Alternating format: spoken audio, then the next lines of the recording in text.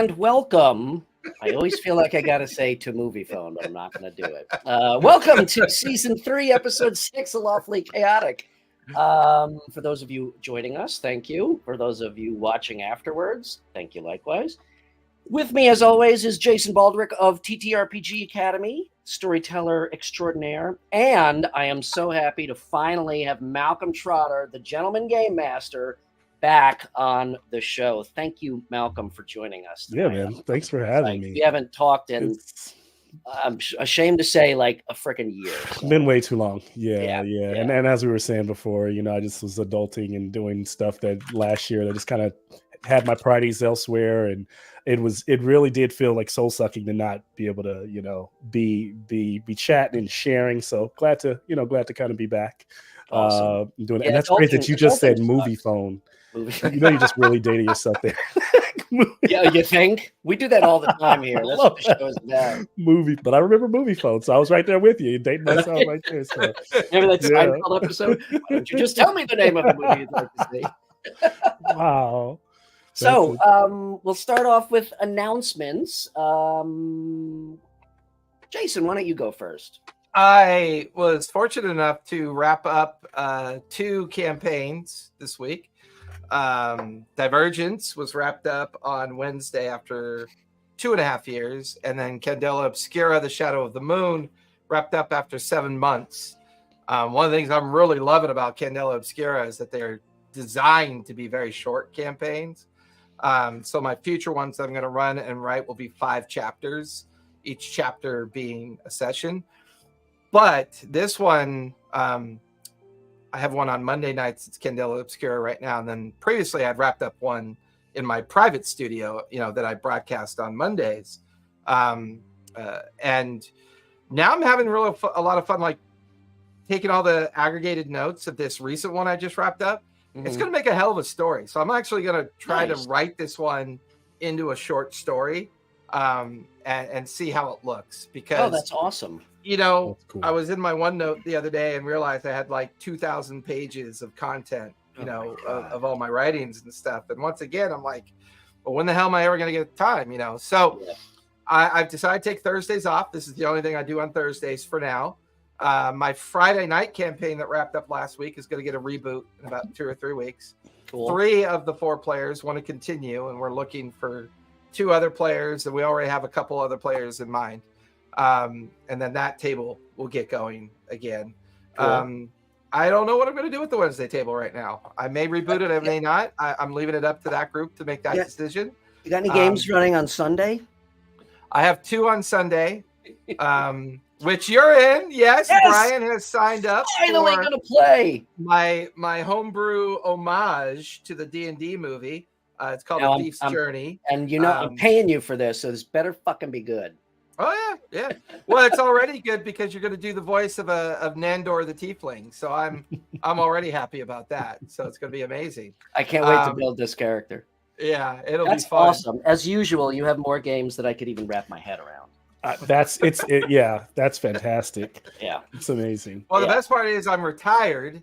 And now I get to play D&D and Candela and play TTRPGs for a living. And get paid. Yeah, who would have ever thought? We've been down that road before, but it's still amazing. Yeah, I know. Yeah. Now I do have the one key advantage. I have a 300 square foot studio, multi-camera, multi-mic. I got the battle cam, the big table that's in the shape of the Millennium Falcon. A grotesque amount of terrain and minis. But my work ethic got me here.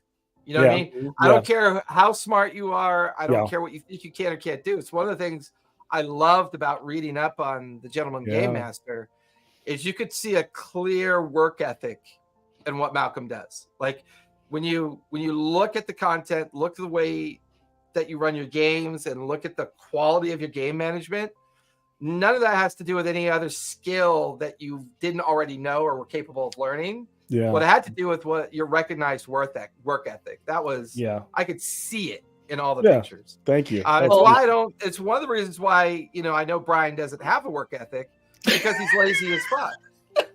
he just, no, I just have like 47 different things going on, and I'm do all he of says them. that, but how hard is it to count 47 cards? It's not that hard.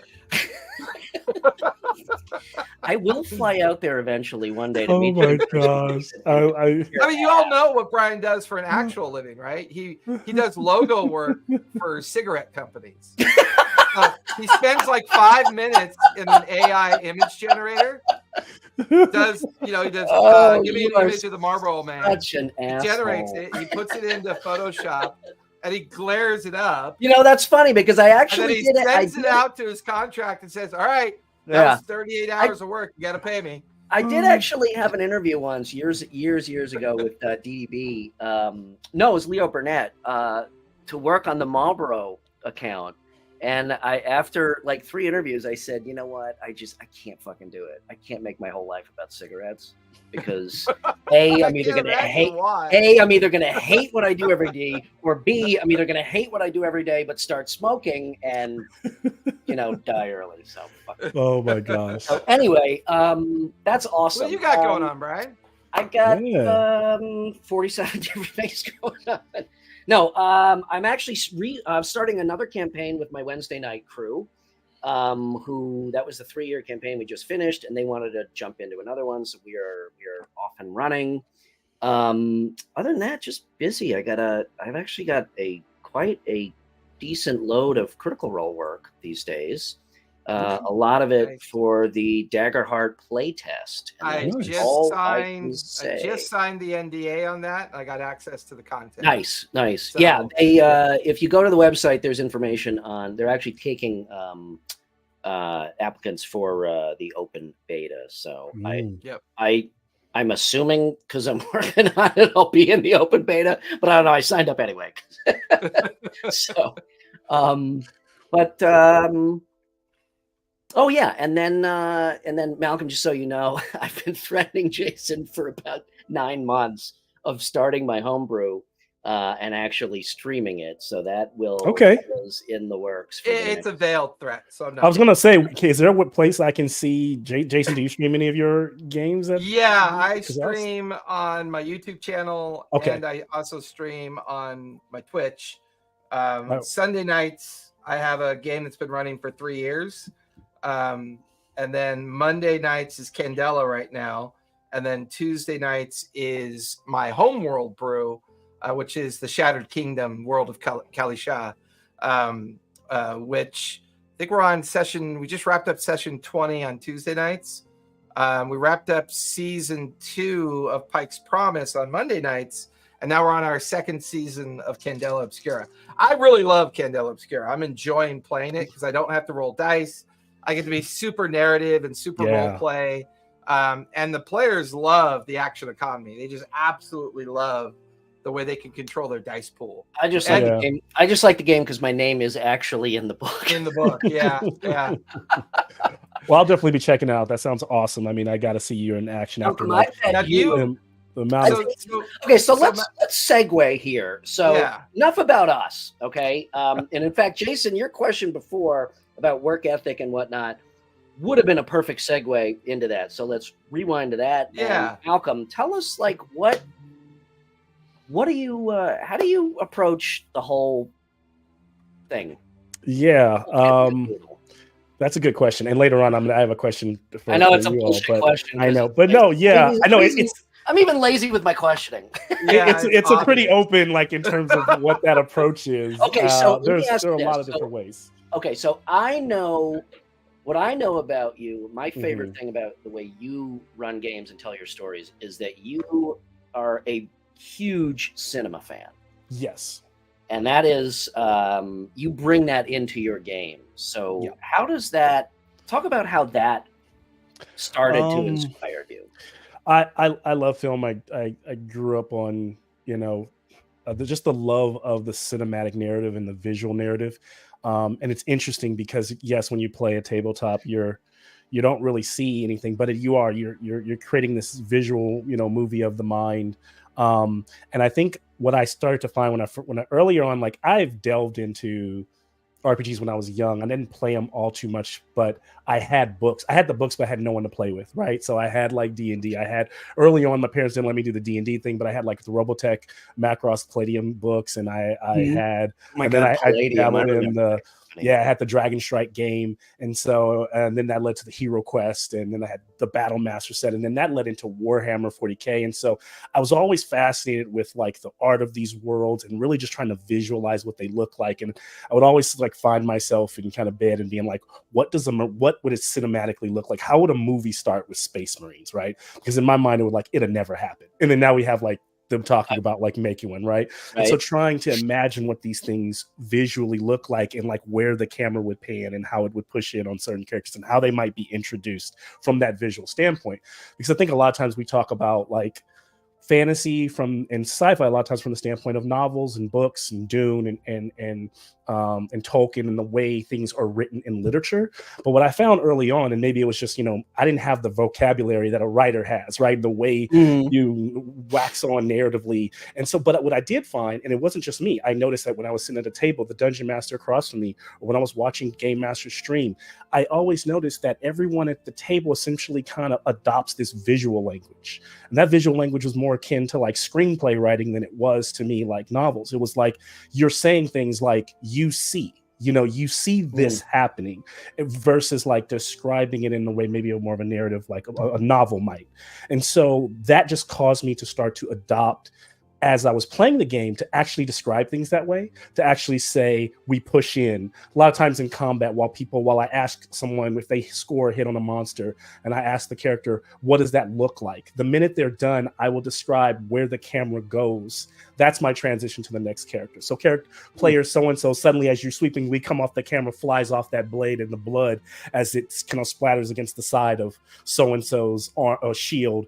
What so-and-so, you're up, right? And so that just became how I told the story, and then beginning to adopt the things I saw on film, like the cold open of a show or the narrative ending of credits, and actually saying the word credits. So there a lot of times in my games, even if I'm playing a live game in a coffee shop, I won't actually show credits, but a lot of times I'll end the game and I'll say roll credits. Like it's just kind of inherently in the way awesome. I run my game. And then I think that approach came from also music. I love the second thing to that visual style is music, and I love music in cinema. And you should, even before I was running games like almost all the time, I was always like, we all have like, composer lists of, our favorites, scores, but I was like really trying to figure out why that one track and the way the music swells right there is the moment that makes me feel something, right? And then I'd be like, how can I use that in my game and make them feel something at that exact moment? And then how do I do it without like crafting the scene too much? How can I drop that in a moment? And it just comes, and after a while you get better at it. You're watching something develop and you're going, oh man, somebody's about to die or something really crazy is about to happen here. This is about to be emotional. I know it's this song, right? And I'm going to start playing it. I'm just going to let that slowly swell. And I'm almost hoping it's going to, and it's always beautiful when it hits the moment, right? Exact moment you want. And you can tell that your players are like, damn. That's when you say, I totally planned that. Yes. Yeah. You always act like you did, But did you plan that? Yes, I did. So that's kind of that's where the approach came from. And so now it's just kind of, and I know I'm not the only game master that does that by any stretch of the imagination, but I definitely like lean into it, Yeah. Awesome. So I got an equipment question for you. In one of your posts on Instagram, I think you were using it, but I don't know if it's the same model number. Are you using the Insta360 camera? That's the Insta360. That's what I'm using right now. Yeah. How's that working for you? How do you like that? It's working great for me. It's really nice because, before I was using these cheaper, I can't even tell you what the other cameras I was using, but they were often like I had to autofocus constantly. I just noticed I couldn't. Also, I was like trying to set the camera up, or I would put it on a crane arm and I'd constantly move it, and then it would shake the table, and then the players would tell me it was constantly going in and out of focus. And with these now, I can like set different, portions of the field, and then I can like also start a zoom. I can usually I can set a set an angle that's directly on my heroes, set a wide, set a close on the bad guy, and then set a couple of areas that I think they might be as the battle proceeds. And then at the same time, it's easy to kind of move it with the click of your mouse to kind of drag the camera where you need it. And it's been pretty high, with a high definition, nice quality. It's been great. Yeah. Is it wireless or HDMI? It is it's not HDMI, it's a USB. So which one are you using? He is using the one I've got in my shopping list. That's why I was so eager to see how it's working for him. The link at the end. Insta360 link PTZ 4K, right? It's the 4K one. Yes. Oh, sweet. Yeah. Okay. Oh, so this is the one that. So that's where I'm having my challenge. And I love commiserating equipment challenges, because when you run a lot of games, either in the remote space or in the live space, you become more attuned to like the things that just bug you, but they don't bug other people. Have you? Yes. Right? It happens all the time. Yes. I obsessed over these cameras and my players. I was like, I got these cool cameras, and the players were like, that's cool. That's great. I have 5 cameras, right? Over the course of the years, I have settled on the Panasonic ultra high def HDMI. They were like $224 at Target. They were super affordable. The problem I'm having now is that you begin to realize that cameras like these were designed a specific way for a specific use. So now that my main camera that I use for my profile, it's always on every day. And they're not really designed for that. So now I'm having heat problems where my studio light, which I can control with my phone, so cool, right? With my phone, I suddenly had to become an expert at thermodynamics. And I'm like, it turns out that the heat from my, the heat from my light and the proximity of my camera being on all the time, it causes the camera to start to overheat. And every now and then my camera will flash off and then flash back on, and then it stabilizes for a while. Jason, so I noticed the hotter it gets, the worse it gets. If you want an old Hollywood director's trick, before it gets that hot, just pour some ice water over the top of it. That's why you're not a Hollywood director, Brian. So, are you using this for your camera or your battle cam? Both of them. So this is the Instalink that I'm using for my right now. I'm just. And I can tell somebody in your family just got off the internet, Malcolm. In mine, did it dip? Yeah, because it got super sharp. Yeah. Oh, really? Okay. Yeah, your image is now super sharp. So I'm guessing either somebody got off the internet, or Brian's hamster. So, I've been using a C920 for me. Which he also uses a Mac, which is just so explainable for his problems. But I've been using the iPhone for the battle cam with Camo Studio as an extra. Yeah, I remember you were using that. Yeah, and I mean it's still, man, it's hard to beat the iPhone.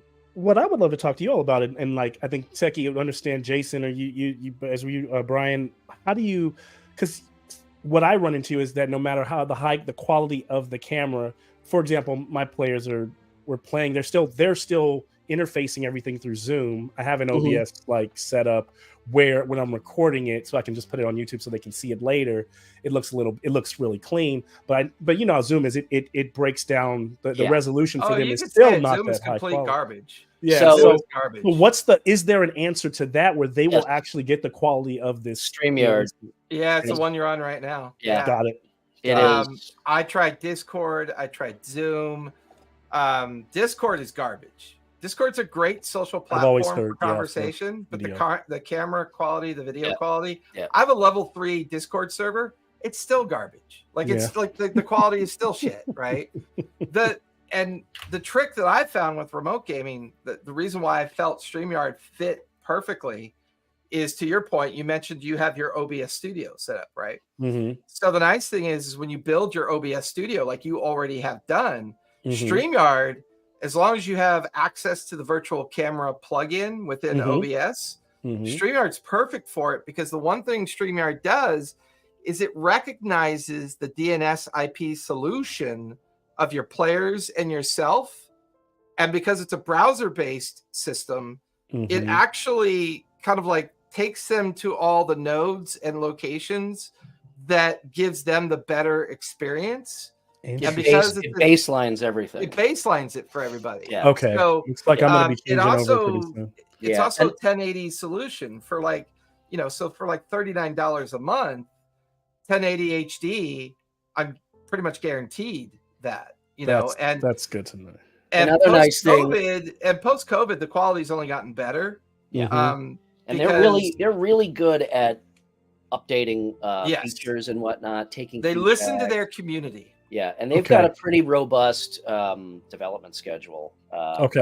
Jason turned me on to it, and it looks like I'm going to be. I've dabbled with them in the past, but I never really launched the game. I'll be honest, their free-to-play version of StreamYard is not that effective because it's a lower 720. You got to be in that 1080 space, but you also have the ability to control your own FPS within your OBS studio. Okay. So you're like, for me, because of the remote world, it's very important to make it feel like we're all around the table together. Yes, that's the goal. StreamYard does that really well, also in the sense that if you want to do camera control, custom camera control, if you want to like I use a custom camera control to where I could put everybody in initiative order on the right-hand side of the screen. Yeah. They go into their name panel, they put in what they rolled, and then I'm able to organize them, right? Okay, yeah, I got to switch. I'm behind. Play with it first. I mean, I'll play with it. No, for sure, but like that sounds like what I want. $39, spend the $39. I mean, that's what I pay for Zoom, like. Oh, well, because what else is nice is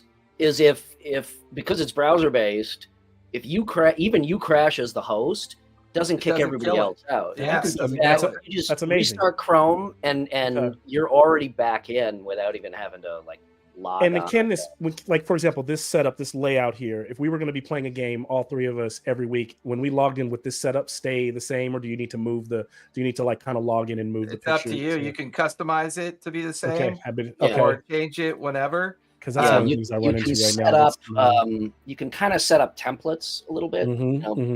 Like this is my game template. This is my show. Yeah, it is definitely. And the best part is you have a green room. So if you want to give remote players that one-on-one experience when they're having a unique narrative interaction in a game, you can remove players, which then puts them in a green room. You then do your one-on-one and leave it up to the player to determine how much they want to share with the other players as they have the one-on-one experience. All right, you guys are putting me up on game. I have learned something, and that is great. I'm gonna try to spend some time because this is sounding like all the things that I've been like looking for and been like, God damn, Zoom. Oh my God, compared to Zoom, they're two different animals. Yeah. Well, and I think one of the things that StreamYard did really well is they recognized the gamer niche as well as the influencer niche, and really focused on their development around that. And the influencers in the platforms are very specific about what they're looking for. Right. Great clear image and great audio. And you could actually insert 2 layers of audio immersion. So you can upload 1 layer of audio immersion to StreamYard directly, but then you can do a share tab to another audio dimension, and therefore you could have 2 layers of audio that you could control, so that as your players are being pulled into the immersion, they're still having the audio experience. But you could also do video experience too, like the flames in the background. Yeah. That's a file that Brian built. That's new. They just added that like a month or so ago. Like a couple months ago, they finally added that. Yeah. But once again, that's them listening to the community. And I will always support, unlike Watsy, I will always support anybody that actually listens to their user base. I don't have a 3 layout rant cam, so I'm not going to even go there. I hear you. That's so awesome. So Malcolm, you're in, I think, a very paradigm space that a lot of people are in right now. You have your regular job, right? Mm-hmm. And then you have your fun job, the job you wish you could have by quitting the other one. Right. Yeah. How are you balancing that? How are you managing that? Yeah, I think one of the reasons I was didn't talk to Brian for a year is because it got really hard to manage that last year, specifically because I just, had a daughter, and I was just like not sleeping for that first 6 months, and then still running games in a fog.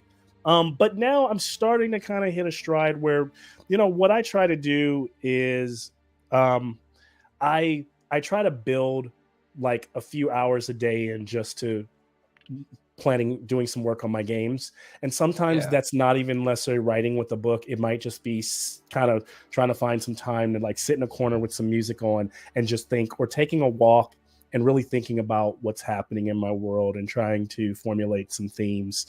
And I have just found that, so for the most part, I am working from, usually I'm on my first call at 7 to 7:30 a.m.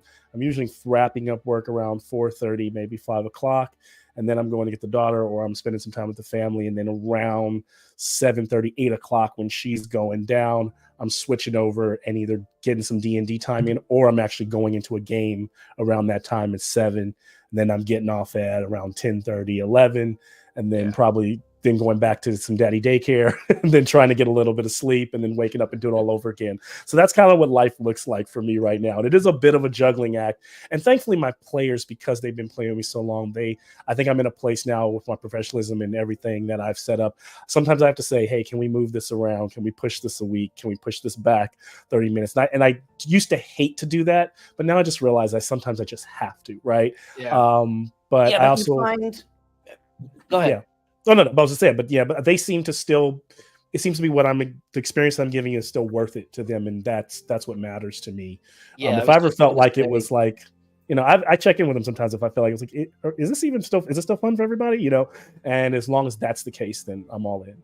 Yeah, I was just gonna say, if you do a quality job running games, and you have a good group of people, and it's hard to not find good people in this community. I mean, it happens, but generally they're a lot more forgiving than we give them credit for. Sure. And everybody knows that, life takes precedence. My big thing about why I don't run more games is I don't have a studio space, like Jason does. So for me, and I don't have a basement either. So if I'm running a game, then my wife and son are relegated to upstairs, and I'm taking over the living room. That makes sense. Table. And I got to set up and break down every time. So it's a lot of extra prep work, because I don't have a studio that I can go to with a table that's already set up and say, I'm ready to go. And then it sounds like you refuse to do the virtual setup, the virtual tabletop then, it sounds like. It's not that I refuse to. I've come into the digitizing.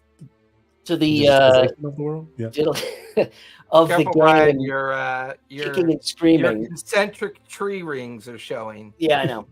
I think you have one or two more rings than I do. So, oh, you wish, buddy. No. I've come into it kind of kicking and screaming, but I have realized that it does serve a purpose, and it does serve a very valuable purpose. I have actually been thinking about, so me in terms of, I'm very tactile, and I love the minis, and I love the terrain, and I love the physical map, even in a remote setting, which is why I spent a year and a half perfecting my table camera setup, I started with a tripod setup, and that was super fucking unwieldy, and then I had clamps and this and that, and I finally, because nothing ever holds, even the weight of an iPhone, anything will droop, right? So I have a $150 computer monitor that will support up to a 32-inch computer with like hydraulic arms just for my iPhone, because it does not move unless I wanted to, but I could move it anywhere on the table. So anyway, I've invested a lot into perfecting for me the tactile experience on the table, which is why I still like to use that even in a remote game. However, I think VTTs are finally starting to reach the point where they are very usable. I mean, in the game that I play in with my old school peeps, we're using Roll20. We're using Roll20, Discord, and D&D Beyond. But you know, I mean, I used to even hate Roll20. It's just yeah, exactly. It feels like you're playing like an archaic. It felt like an old RPG video game system, but you're doing all the commuting. You're doing all the work the computer would. So it just felt like it's like D&D as Zork. Everybody's picture's so small, and then this big map, and the map is flat, and we're all just sitting there with these tokens. It's not the same experience if you grew up in our, exactly. But I will say that over the past year or so, it has improved. It has improved, yeah. WotC just came out. D&D Beyond now has a mapping feature. It's in alpha, which means it should be in beta in 2032, and then out of beta release in 2057. But we won't go there. But they are actually, they've been coming out with little piecemeal, like now you can do tokens, now you can draw on the map. So I'm curious to see where that ends up. Jason, I can't speak to Tailspire, but I know Jason's used Tailspire a lot. Tailspire looks really cool. Tailspire is amazing, especially when you want to have a whole bunch of 3-dimensional boards ready to go. Yeah. You want a village, a city, a wilderness journey, a desert journey, a ship journey, space jammer journey, or spelljammer journey, right? So to me, though, I found the most valuable part of Tailspire is I know Brian's hat, right? All he needs is the lunch tray and he's set. I take offense. I find it very offensive, and I don't think I want to discuss this anymore. The thing I love about Tailspire is I have the Hero Forge, subscription link, so it allows the players to go to Hero Forge, build a digital character, and then I can pull it into Tailspire, so they actually have that. Yeah. Once again, one more step towards. And then they can print their character and then have it even remotely, and if they wanted to. They can either use it digitally in Tailspire, or they could print it out. And, sounds like Jason's the guy we all eventually are aspiring to be. Like, because he's got nothing else to do. And to that credit, well, I could either just go fishing, or I guess I could start running D&D games. Yeah, I mean, and my biggest cheerleader is my wife. She runs a day spa, and she gave me the 300 square foot studio and said, look, just help around, like help with the day-to-day stuff, help me run the front, help me do the day-to-day stuff I don't like to do, which she doesn't like to do any of it. She just likes to run the business. And she said she has to be in at least 2 of my games. So my Monday, oh, actually, go ahead. Sorry. No, sorry. So my Monday and Tuesday games have her in it. And that was the deal, and that's the arrangement. Yeah. As long as I'm making a living, I'm not rich by doing this. I'm making a living so that I don't have to go back to corporate work. That's because great. She hated me having to work corporate because she knew how miserable it made me. She knew what a misery it was for me to get up at like 4:00 in the morning, take the train to downtown LA, work in downtown LA for 8-9 hours, take the train home, get home by 8-9 o'clock at night. And that was my Monday. I didn't know Friday. You worked downtown when you worked corporate. Yeah, I was Twin Towers in LA, which is on Flower Street. How long of a commute is that? Well, or did you live in LA? It's no, you don't live in LA. No way. You can't afford to live in LA. There was a moment I toyed with the idea of a studio apartment in LA, but it was $3,000 a month. So I was like, maybe I won't do it.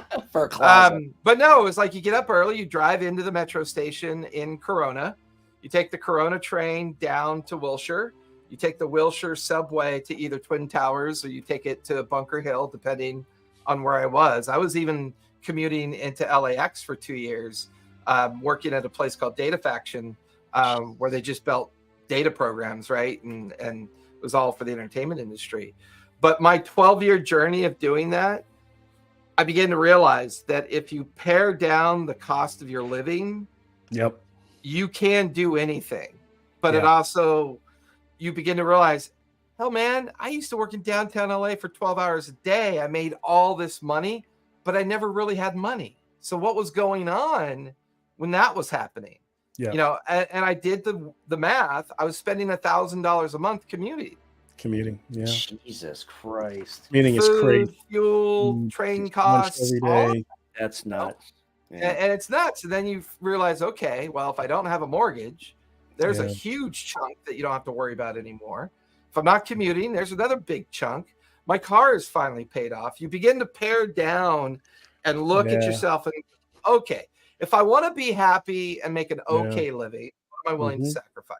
Yeah. And when you make those sacrifices, you suddenly find yourself in the perfect opportunity, in the perfect position. And I just got lucky with, you know, the post-COVID and pre-COVID reality of that situation, that kind of, what do they call it when it all just happens at the same time and it just seems to work? A convergence or a It's just the simpatico of my situation just made it an obvious choice for me. But I always love, like, when I talk to the Bearded Nerd and some of the other folks that are far more successful at being influencers than I am, like, people will always comment to me, "Jason, how do you not have more followers with what you do?"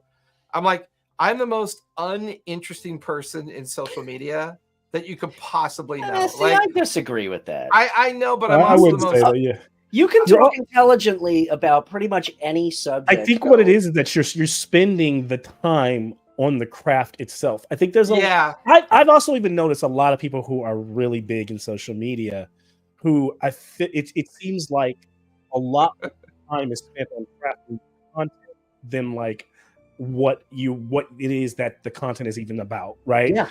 And so I think I spend how more many time of these people actually play or run a game? Right. And that's kind of, sometimes it's just D&D content, right? Like, you know, and that's great. And don't get me wrong, I don't want that to sound like I'm knocking anybody, because I think what they do well is I am. I mean, and I think there's a need for that. There's a need for that short form content that people want to eat up and digest. So I love watching Ginny D. I think she's awesome. Very creative way of having her story told through both the kind of allure of her cosplay as well as her kind of straight to the point why you're not playing the game. I find absolutely like genuine. If it feels genuine to me, I'm interested and I like to watch it. You know, I agree. And that's always been like, I don't want to sound like a Kevin or a Karen, but I may be one of those people that's just not really built for social media, because I honestly don't take the time to go through it, except for maybe 4 or 5 reasons. Like I'll fixate on something I like to watch, and then I fixate on that for a year, and I follow it and learn it and watch it. You know what? See, there's my overheating problem right there. Did you see that? Yeah, that's my camera overheating. I told you, get the ice water. Fuck you, Steven Spielberg. No, but you know what? You say you're not built for social media, but you overlook the fact that you don't give a shit. But I don't think that's a fair commentary. I mean, because clearly when I look at Malcolm's work, not only does he give a shit, he's just way better at like presenting the topics and showing the interest. And like, I go and look at his stuff and I'm like, holy shit, this is amazing. And then I go, well, why can't I do this? And then I look at my schedule. Oh, that's right, I'm running 12 games. When the fuck am I gonna, when am I gonna fucking do this? You know, like I said earlier, it becomes like handcuffs. You know, it's like, oh, I'm busy for 3 days. I haven't posted anything. And everybody's like, but Malcolm, do you genuinely enjoy doing it though? Do you enjoy doing it? I actually do. Like these new, like the new things I've been doing I don't possess right there. Yeah. Here's the thing. I think I enjoy it. I come up with the concept and I'm like, oh my God, I have to like put this on video. But what I don't enjoy is like once it's like going to work, it's suddenly like, oh, I have to set up the camera. I have to stand here. I have to make sure I have to make sure I don't have a stain on my shirt. I have to make sure like there's nothing in my teeth. I've got that. Ain't never gonna happen. It's the same thing for me. It's like, okay, I want to do a simple post. Well, I got to go into my it's never simple. I got to do it and export it and then bring it into Premiere. And I mean, you're right. It's like a post. That's just Brian being lazy, though. No, that's not fair. It's not. Shut up. God damn it! I need a 3-person rant cam. And if you notice, you look at my posts, I pretty much sometimes I post like I'm not consistent like I should. Stop it! You screwed up my carefully curated design format. Like I'm definitely not as consistent as I should be. I probably post randomly. That's stuff you're not supposed to do, right? I don't post on a schedule, and so because of that, I think it stagnates. But I like the content. So I think when I get to do it, I'm enjoying it. And I think if I wanted to be more successful, I would have to make myself do it on more of a scheduled time period. I kind of think that's what Adam has to do because he runs it as a business. Like I think there's the social influence aspect, which there's your stuff, Malcolm. Now that I finally got Brian painting and showing off what he's painting, I love how Brian tells his story about how he uses social media to teach himself method and technique. Because sometimes I think that's a story that doesn't quite get out there for people to learn about and say, oh, wow, Brian makes this look so easy. No, he went out into the YouTube and social world and started following people that were really good teachers around technique, and I love reading up on that. The bearded nerd. I love his stuff because he loves to write. And that's like his main passion. It's like he had said to me when we were doing one of our one-on-one chats, he was like, if I could just find a way to make enough money to write all the time, that's all he would do, is write all the time. So if you actually enjoy doing it, do it. I mean, it is a skill that's hard to enjoy, I guess is the way to phrase it. I have a question, Malcolm. So going back to when you mentioned virtual tabletop, one of the things I've realized is, so traditionally I'm the type of person that I'm always looking for like the one perfect solution, whether it is, shopping for a piece of luggage or, what software package do I use? I know what Jason's going to say. No, I'm just thinking of the Barbie movie at this point. I didn't see it yet. It's lost on me. But I've realized that it doesn't have to be, am I going to run in person only or remote with terrain or virtual tabletop? You may have one group that one thing works well for and another group that another works well for. And it's just another tool in the toolbox. So in that regard, I am starting to really embrace it and delve out that way. My question to you is, how are you now setting the tone for your games in terms of, are you still using a lot of miniatures and terrain and cameras? Are you starting to use, or are you starting to use virtual tabletop? Do you do a lot of theater of the mind, being so, cinema driven? What is your general? Yeah. On that note, when you started, how do you compare it to where you are now? That journey. Yeah, it's funny. And that when we're talking about the kind of even when I started this, I think I didn't have all the bells and the whistles, and I've kind of built up a nice little library of miniatures and terrain and things like that. And there's still a lot of things that I want, but I sometimes have to remind myself of how creative I used to have to be to do half the things that I could pull off of a shelf now. And sometimes that reminds me that sometimes I don't even necessarily need all that. And sometimes I do paint myself into a corner by doing a little bit of like building, and crafting things. And then you get into a session and you spent 2 hours on a set piece that like never comes up in the game, right? Yeah. Like it never happens. And you just end up, you go left in the story and it ends up, and you're better for it. So sometimes I have to remind myself you don't need all that. And so, to answer your question, I think now I have more options, but I'm also reminding myself of the way I used to do it. And that's been really helpful. So for example, I think a lot of my D&D games or the fantasy based games, I still think I tend to use the miniatures, use the terrain. I notice when I'm playing like Tales from the Loop or my Alien RPG games, I use more theater of the mind. I rely on the music. I rely on the sound effects. And I've brought in miniatures for those games before because they're built to be played that way. And I just realized the game slowed down way too much when I put those cool Alien and Predator on the board. That's not what that game is about. There's no suspense watching an alien miniature sit there and move 30 feet towards a person and attack. And so I realized I didn't need that. And what I found is in the OBS and kind of creating some overlays for myself, it's really like sharing sounds and sharing images and sharing layouts of rooms. And sometimes I don't even use I just use that as the virtual tabletop, in a lot of ways. And that's why I think I'm so intrigued by what I might be able to do with StreamYard as well. And that's what I love about OBS right there. Like, just doing that. This was a werewolf in the finale of Candela Obscura that I ran today. And this was part of the game. So like you said, to just be able to use kind of like multi-layers of imagery with your audio, and you're just like, oh, okay. I don't have to worry about a game board for this one because it doesn't really require it. Yeah. 3 Miles, to date, one of my most fun sessions with one of my groups ever, if not the most fun, was a 3-hour session of nothing but shopping.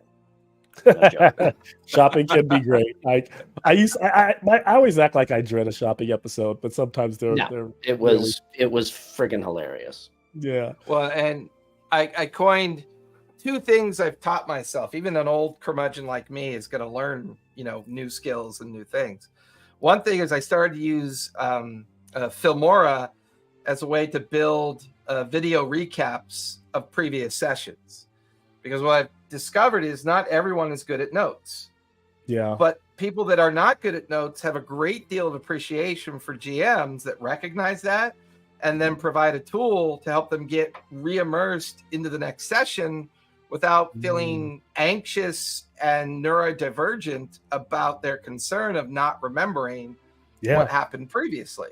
So I'm starting over the last couple months for my newer games, I'm adding either every other session or every previous session a video recap with music and a nice little text font, and kind of tells their story of what they went through well, not really. No, okay.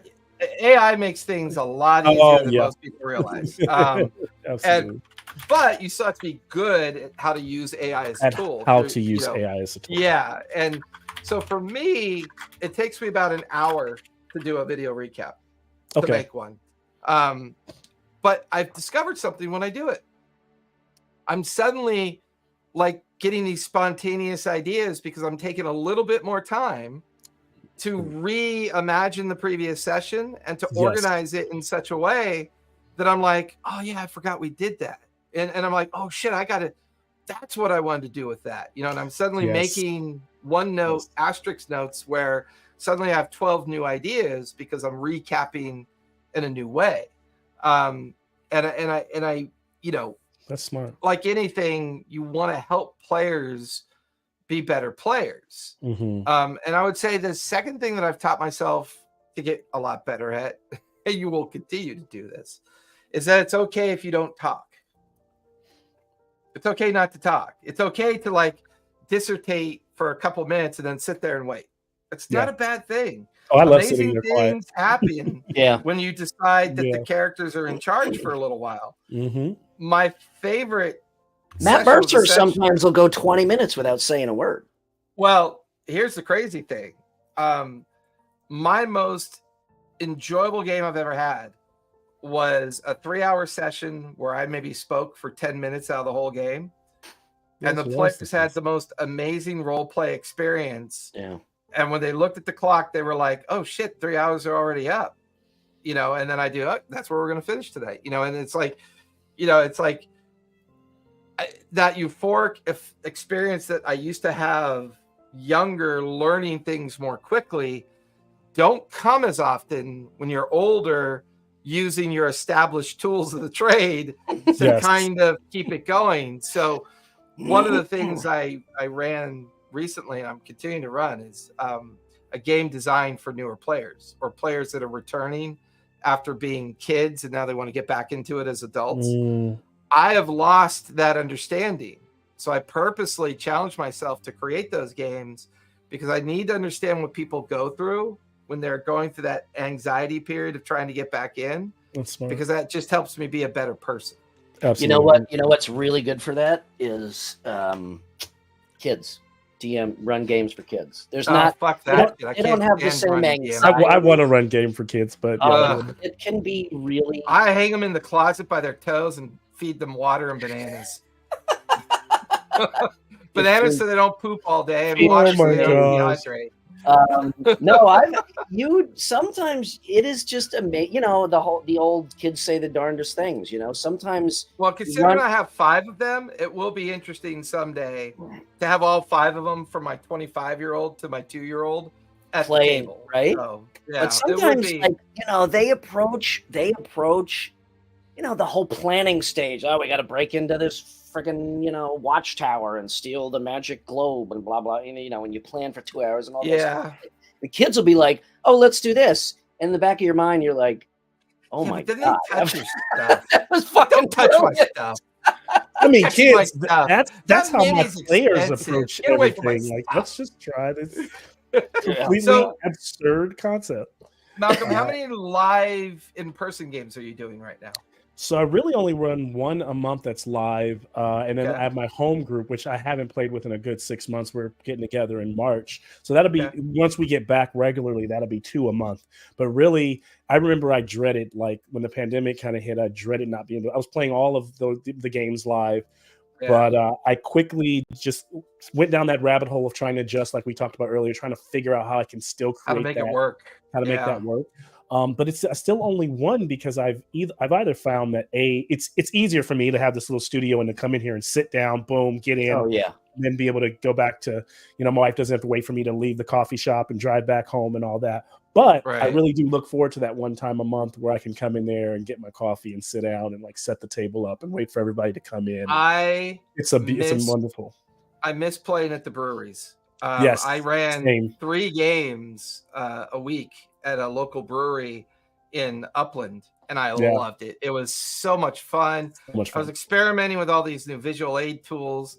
I was just getting into the idea of the flat TV with the maps on it, so I didn't have to haul around the terrain all the time. And we played in the breweries for like 2 years, and then we finished remotely. So these were eventually 3-year games that wrapped up. Yeah, but they started live and then finished remotely because, like you, if you want to play, and my wife looked at me and said, "Hey, you want to learn? You want to play? You better learn how to do it remotely, or else there ain't gonna be no games to play." It's an extra 2 hours of travel time. And it's an extra 2 hours. Take down, and it gets crazy. You're there an hour early to set up. You're there an hour after breaking down. It's funny.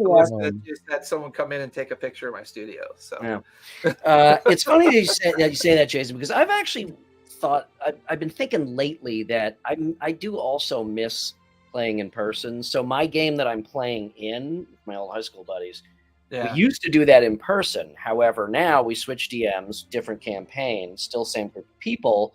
And Gary, he's not on tonight, but Gary is in Vegas. So we're now back to remote, even though 4 of us live within 45 minutes of each other. It's just easier because he's remote, we're all remote. So my one in-person experience has now also become a rarity. And I really miss...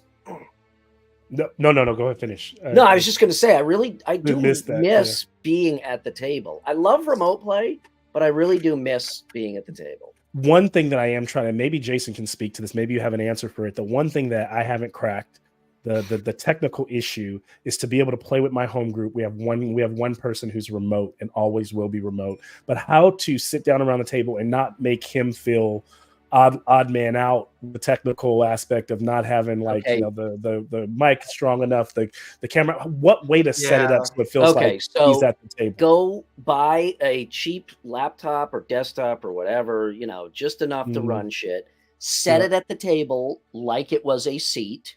Okay. While Brian said that, I'll show you what we use for our stand-in.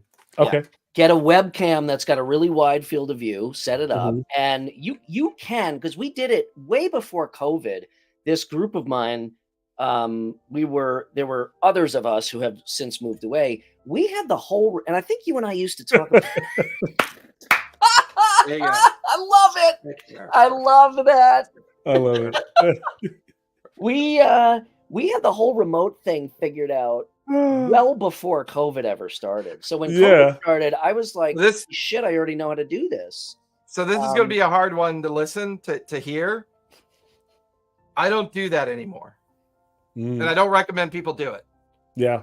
It can be done, though. It can be done. It shouldn't be. And here's the reason why. This is why it's okay, so hard. well, sometimes, sometimes you gotta make it work. It's too bad. You're saying it's all or nothing. That person just and I don't say it in the sense of my concern. Mm-hmm. I always take the other players into consideration in situations like that. It's actually more stressful for them than it is me. That's so if fair. if you got 4 players at the table and one being piped in remotely, not only are you dealing with the confusing angst of how to deal with it, both from a technical perspective and a playable perspective. It feels like that. But they're all going, well, fuck, if they get to be remote, why can't we? And suddenly the vibe of the table just kind of gets into a flux that you're not really wanting it to be in. And keep in mind, these are introverted people that are not going to tell you they feel that way. Well, my guys, these are the guys, they want to get together. They're the guys who've been. They're not like my players that need to run a game for them. Which I think you're right with that. I would want to have half my players here, half my doing that week in and week out. That's too hard. I agree with you, and I'm telling you, you make a good point because I have done it in the past, and it just felt like there was an anxiety table of us constantly trying to figure out if the person who is remote is okay. Can you hear us, or is the music too loud? This is a skill that Brian hasn't learned yet, so you have to be patient with him. The hardest skill you could ever learn as a DM is to say no. It is the hardest skill. Yeah. Brian says yes to. Look, he said yes to that hat. I mean, come on. The guy says yes to anything. I love how does he roast you like this every single week? Like, yeah, pretty much. Oh yeah, it's awesome. The show has just now become. I'm gonna have to we literally have to create parody because. Why do you think I had to have a rant cam? Because everybody's against me. The whole fucking world is against me. You should have one of those little things where people can like send money, so you could just roast them and get like hit Brian again. Like, Malcolm from so and so says $10. Says, where'd Brian get that hat? Like, you know. Thank you for the $10. Go fuck yourself. So unfortunately, I have a hard stop in a minute. One of the things I do for the RPG club, and I'll let Brian take over after this. Is I train their DMs. Their DMs get to spend, those that show an interest, spend an hour with me. And then I walk them through the toolbox concept on how you build your toolbox. And then they choose to either use it or they don't. Yeah. Everybody that's ever met with me for an hour has actually doubled their tables, become more efficient, but not necessarily by using my tools, but by understanding the value of that toolbox. I would love to have Malcolm on again, Bri, and talk about his toolbox. Talk about the evolution of Malcolm's toolbox. Yeah. So this week, Brian. Wait, what? What? Happy to come on again. Yeah, guys. See, I felt like I was learning. I felt like I was learning more this session around. I'm like, wow. I'm gonna change this to the fucking Rodney Dangerfield hour. That's what we're gonna call it because I get no respect from anybody. All right. Malcolm. Before we do our outro here, thank you so much for joining us, man. I miss talking to you. For sure. Let's talk seeing more. What you're up to. Yeah, but seriously, anytime you want to be on the show, please let us know. Because and I will roll out the welcome mat.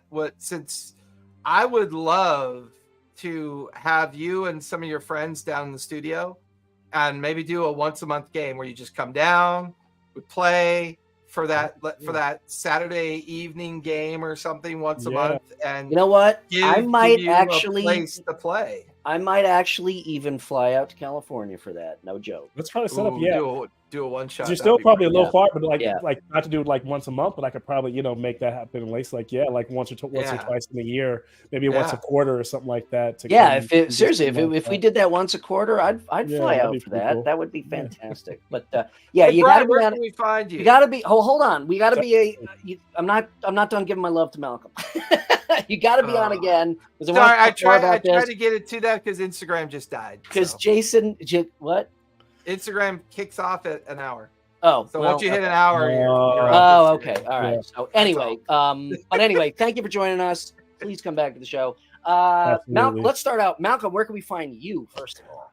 I am on Gentleman Gamemaster on Gentleman_Gamemaster on Instagram. Same thing on Facebook. I also have you can look up Gentleman Gamemaster on YouTube to actually watch any of my games for all my players that I run virtually. None of my in-person games are up there. And I think that's all the places you can find me right now. Yeah. So I would say, check.